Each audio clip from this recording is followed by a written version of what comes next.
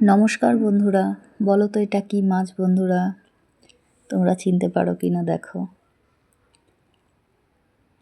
এই মাছগুলো এখন ভেজে নেব। তেলটা একটু গরম হোক, গরম হলেই মাছগুলো দিয়ে দেবো। ওরে বাপরে, কি ছিটকাচ্ছে! এই তেল ছেটাটা না আমার খুব ভয় লাগে, ওই জন্য আমি কখনোই হাত দিয়ে মাছ দিই না। খুন্তির আগায় করে আমি মাছ ছাড়ি। এই তেল ছেটাটা আমার খুব ভয় করে, আর মাছটা খুব ফাটছে। মাছগুলো বেশ লাল লাল করে ভেজে নিচ্ছি। একটু লেগেও যাচ্ছে, ফ্রাই প্যান তাও লেগে যাচ্ছে, জানি না কেন। এই যে ভেজে নিয়েছি, আরও কিছু মাছ আছে, ওগুলো ভেজে নেব।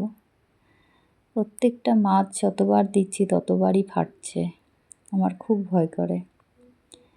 এক এক করে মাছগুলো ভেজে নিলাম, ভেজে নিয়ে আলুগুলোও ভেজে নিচ্ছি। আজকে শুধু মাছের ঝোল, ভাত।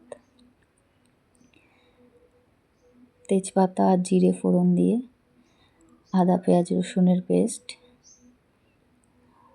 লঙ্কা গুঁড়ো, জিরে গুঁড়ো, ধনে গুঁড়ো আর টমেটো পেস্ট দিয়ে আমি মশলাটা কষিয়ে নিচ্ছি।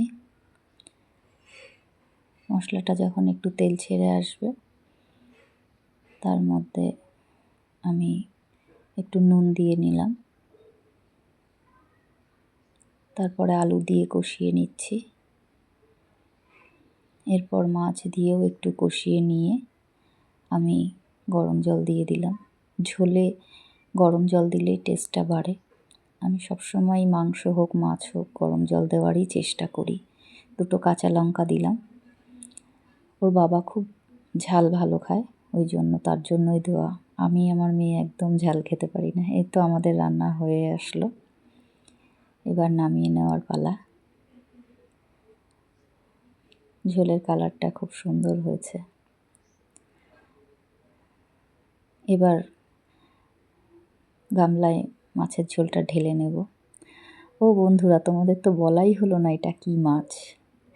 এটা হচ্ছে শঙ্কর মাছ, আমার খুব প্রিয় একটা মাছ। এই তো ঝোলটা হয়ে গেছে। মাছের ঝোলটা মেয়েকে খেতে দিয়ে দিলাম, সাথে আমিও খেয়ে নেব। তো মেয়ের খুব একটা পছন্দ না, ওই জন্য লেবু দিয়ে মাছটা খাবে। আমার খুব পছন্দ, বাবারও খুব পছন্দ। তো খেতে খেতে বিদায় নিচ্ছি, আবার দেখা হবে অন্য কোনো ভিডিওতে। আপাতত সবাই ভালো থাকবে, টাটা।